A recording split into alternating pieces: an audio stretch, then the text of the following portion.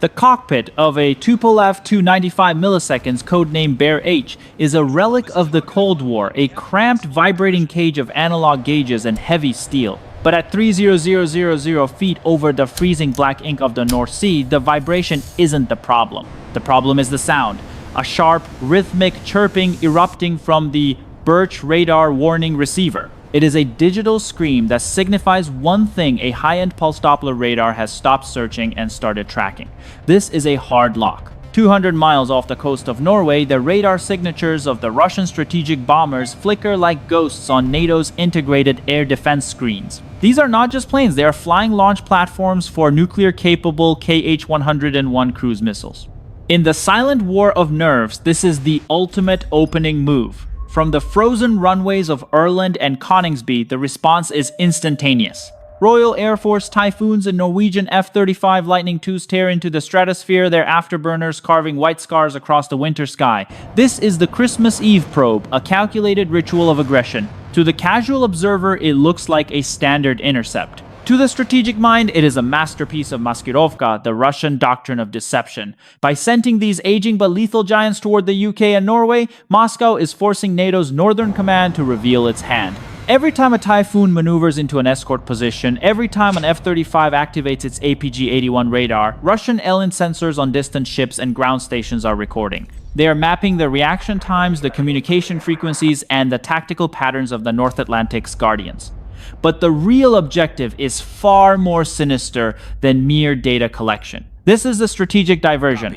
By pulling the West's most advanced 5th-generation fighters and high-level command attention toward the Arctic Circle, the Kremlin is clearing the mental and digital space for the main blow. While the world watches the dramatic dogfight footage over the North Sea, the central front at the Polish border is being prepared for a seismic shift. The Bear is not just testing defense, it is ensuring the guards are looking the wrong way before the pack strikes the heart of the continent. The atmosphere in the NATO Combined Air Operations Center is clinical but heavy with the realization that this is no longer a drill. The rules of engagement are being pushed to the breaking point. This is not just about airspace, it is about the erosion of the gray zone. The Christmas lights in London and Oslo flicker beneath a sky filled with the hardware of the apocalypse, while the real threat silently pivots toward the Suwalki Gap. The game of cat and mouse has ended. The era of the direct collision has begun. While the skies over the North Sea are filled with the thunder of interceptors, a much quieter and more lethal operation is unfolding on the ground. This is the war of the shadows, where the ammunition isn't lead or high explosives, but data packets and signal frequencies. In the strategic ports of Gdansk and the industrial hubs of Poznan, the diplomatic immunity of the Russian consulates has long served as a shield for something far more aggressive than mere bureaucracy. According to intelligence assessments, these buildings were not centers of diplomacy, they were advanced signal intelligence nodes, the hidden eyes of the Kremlin embedded deep within the heart of NATO's logistics network. For years, the rooftops of these consulates were bristling with passive sensors and high-gain antennas silently harvesting the electronic emissions of the Polish state. They monitored the encrypted radio traffic of the 18th Mechanized Division. They tracked the precise movement of every Western train car carrying Leopard tanks and Patriot missile batteries toward the Ukrainian border. In the cold logic of modern warfare, information is the primary weapon system. By maintaining these nests, Russia possessed a real-time map of NATO's logistical heart, the Rzeszów-Jasionka hub.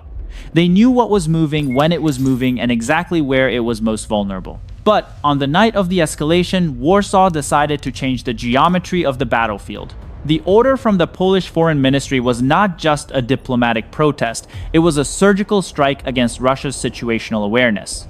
By closing the consulates in Poznan and Gdansk, Poland effectively gouged out the eyes of Russian military intelligence on the ground.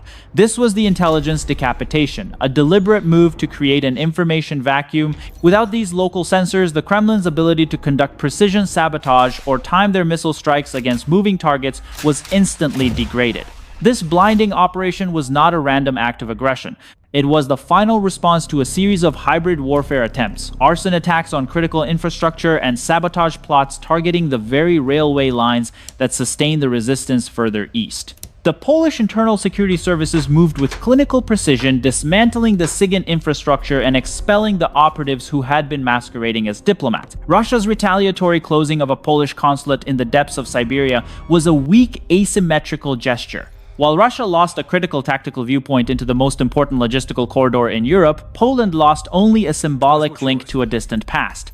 The result of this move was immediate and profound. For the first time since the start of the conflict, Moscow's planners were staring at a blank screen. They could no longer see the rhythmic flow of Western steel passing through Poland. They were forced to guess. And in the high-stakes environment of a potential continental war, guessing is a fatal luxury.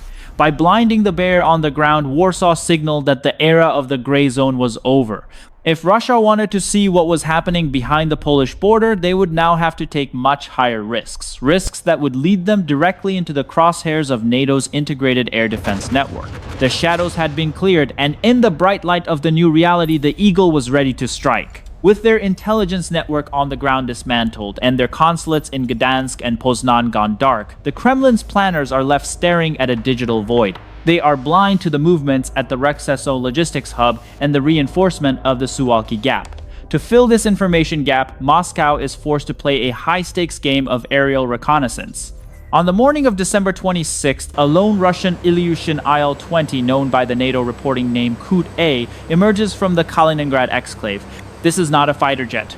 It is a lumbering propeller-driven laboratory of electronic warfare packed with side-looking radar and highly sensitive SIGINT arrays designed to sniff the electromagnetic spectrum of every NATO air defense system within 300 kilometers. The IL-20 cruises in international airspace, hugging the edge of Polish territorial waters. Its mission is cold and calculated to provoke Poland's radar systems into painting the aircraft, thereby revealing their precise locations, frequencies, and reaction protocols. In previous years, this was a routine dance. A Russian spy plane would fly a provocative route and NATO jets would lazily escort it back to its base. But on this morning, the rules of the Baltic have been rewritten in steel. High above the clouds, hidden by the curve of the Earth and the low observable characteristics of their airframes, a flight of Polish F-16 Block 52 Plus fighters and Royal Netherlands Air Force F-35 seconds is already in position. They are not merely shadowing. They are hunting.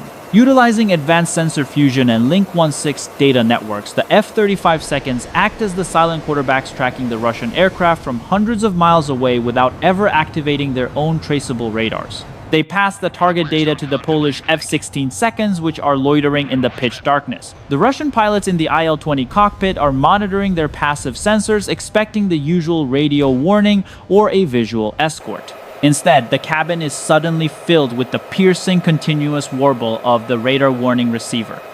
This is not a search sweep. It is a hard lock. On their displays, the symbols for the Polish AN, APG 68 volts, 9 radars turn from yellow to solid red.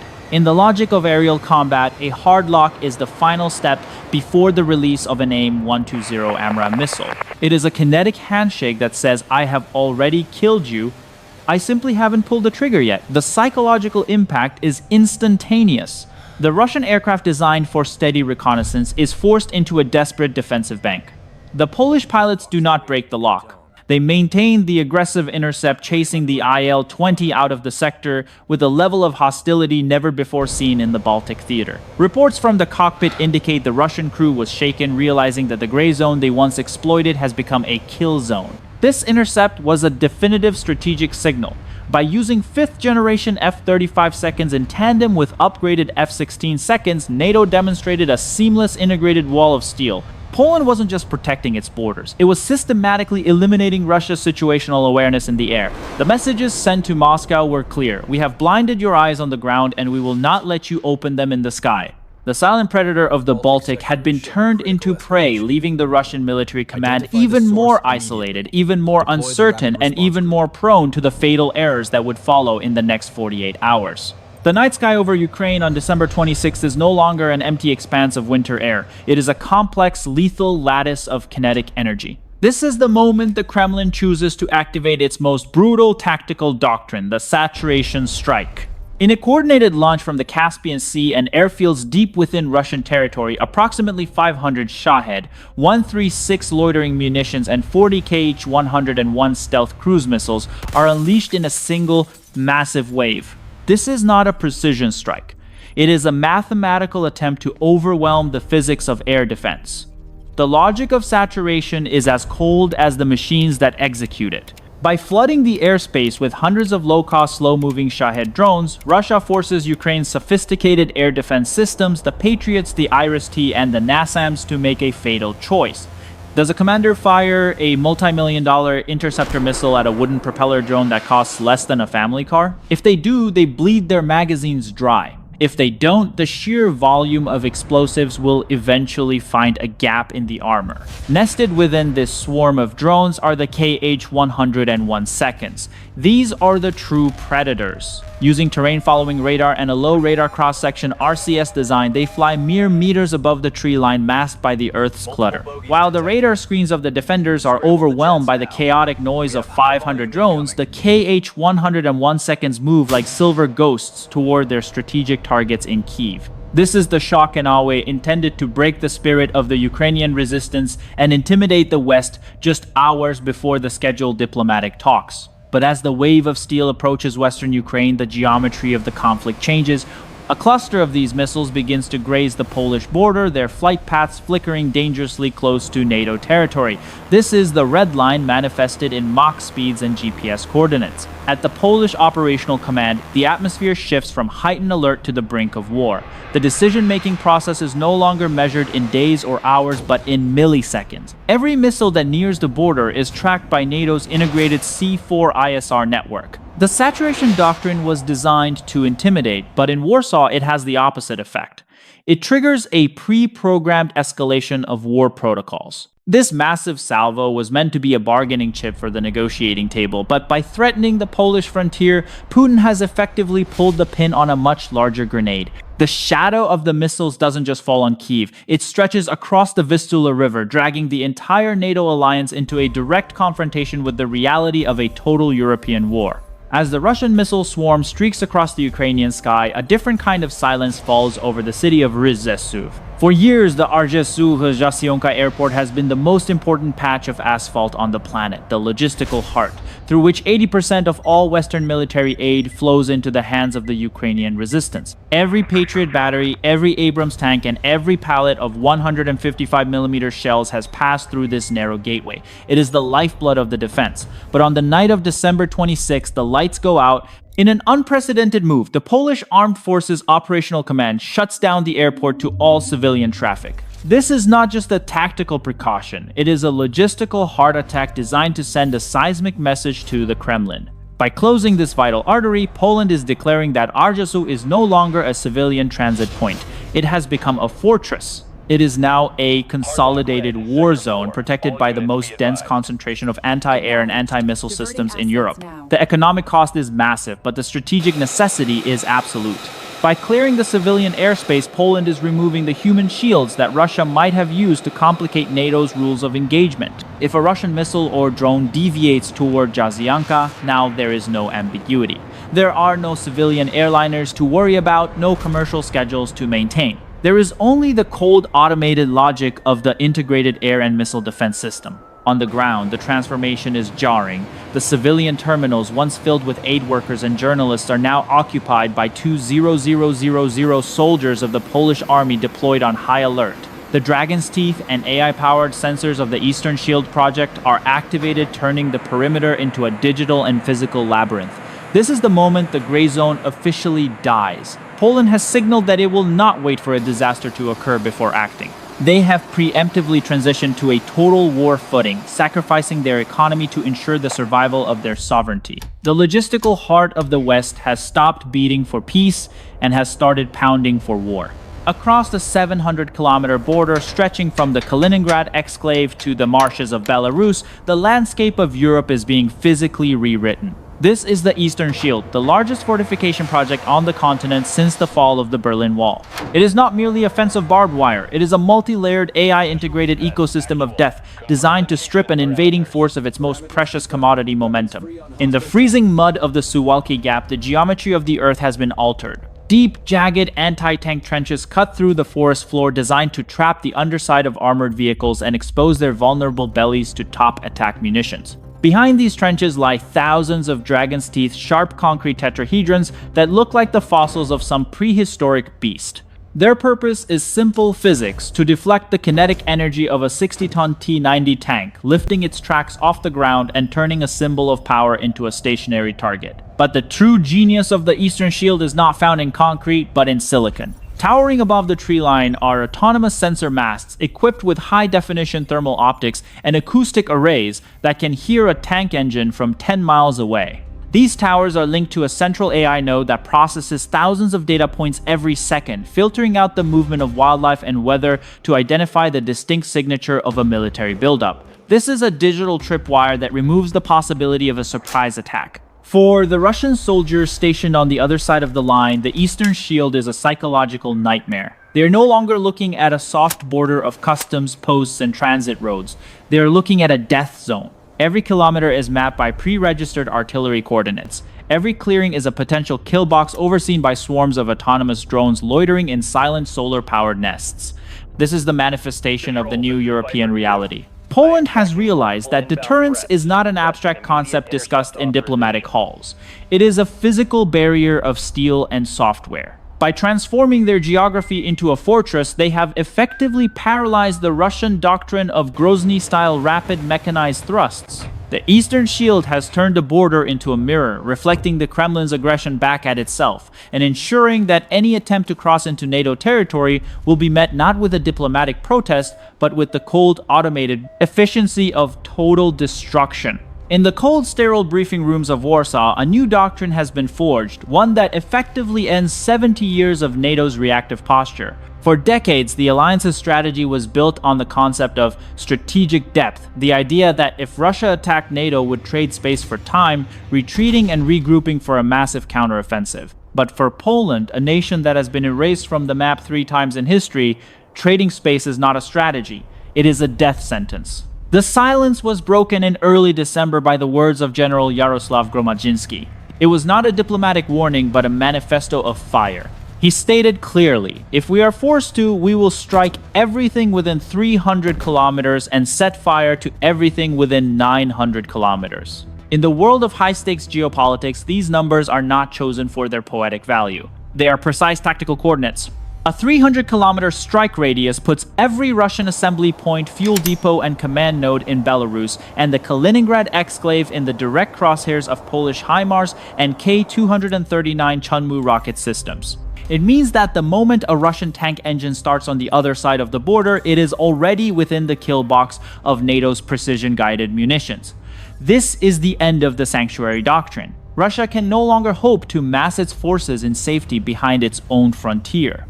But the 900-kilometer threat is where the true seismic shift occurs. This is the range of the JASSM-ER, the Joint Air-to-Surface Standoff Missile. Launched from Polish F-16 seconds and F-35 seconds, these stealthy cruise missiles have the kinetic reach to strike deep into the heart of the Russian Federation, reaching as far as Moscow's critical infrastructure and the Baltic Fleet's primary bases. By publicly declaring this range, Warsaw has moved the front line from the Vistula River to the gates of the Kremlin. This is the Gromadzinski doctrine preemptive destruction. It is a shift from, if you hit us, we will defend, to, if we see you preparing to hit us, we will erase your ability to do so. It utilizes the full spectrum of modern C-4 ISR satellites, drones, and SIGINT to identify threats in their infancy. In the logic of this new era, the best defense is not a shield, but a strike that occurs before the enemy even knows the war has begun.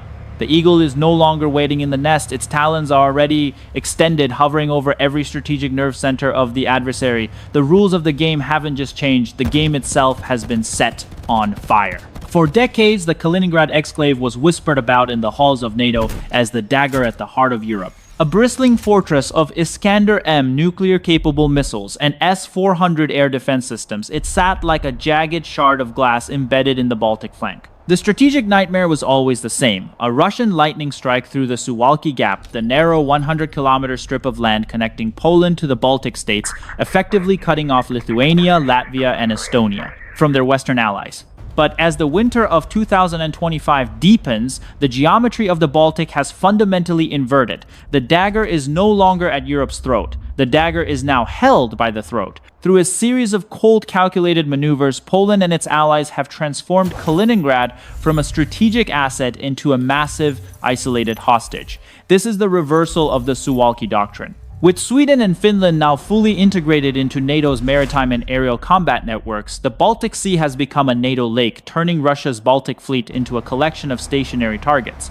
On the ground, Poland's Eastern Shield and the deployment of heavy armored brigades along the northern border have effectively sealed the exclave. The Suwalki Gap is no longer a vulnerability that NATO must fear. It is a death zone that Russia must desperately defend. By imposing strict restrictions on truck crossings and implementing 100% customs inspections, Warsaw has applied an economic and logistical garrote to the region. The flow of fuel, spare parts, and military supplies from the Russian mainland has slowed to a trickle, forced to navigate the treacherous and contested waters of the Baltic.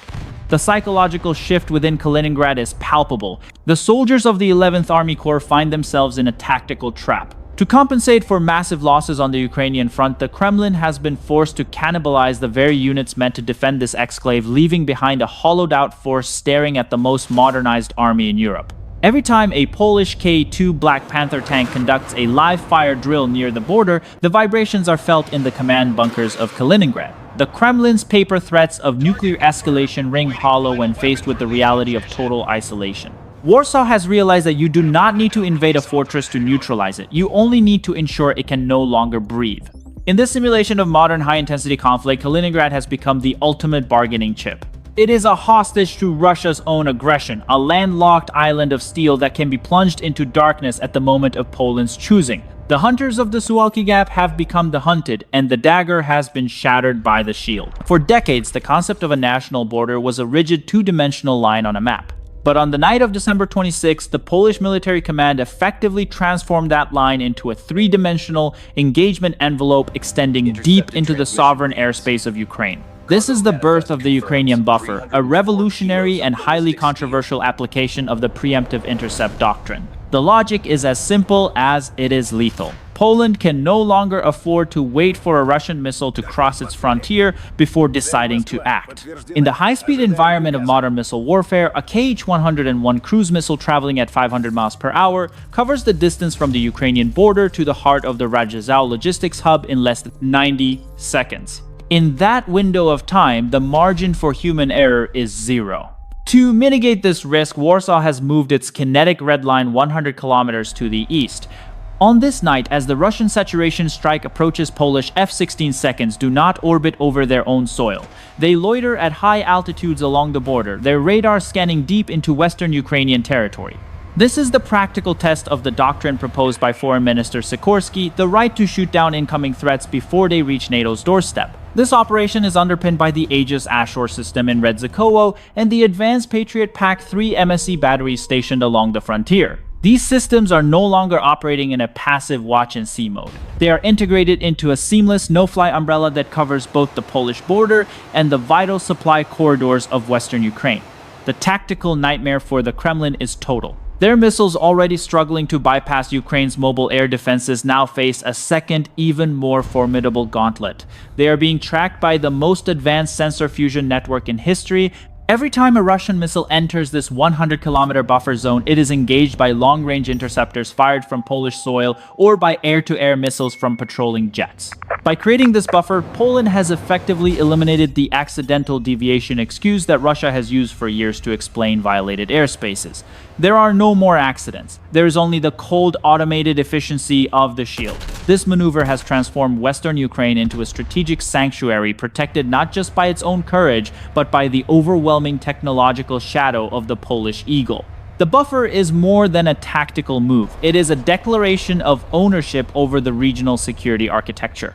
The front line has shifted, and for the first time in history, the defense of Europe is being fought and won before the enemy even reaches the gate. The 72 hours that began with a Russian probe over the North Sea and peaked with a total blackout of the Rzeszów airport have fundamentally altered the course of human history. As the sun rises on December 28th, the world wakes up to a reality where the geopolitical center of gravity has shifted. This is the global shockwave, the moment the international community realizes that the era of diplomatic ambiguity and gray zone maneuvers has been incinerated by the heat of Polish jet engines and the cold logic of the Gromadzinski doctrine.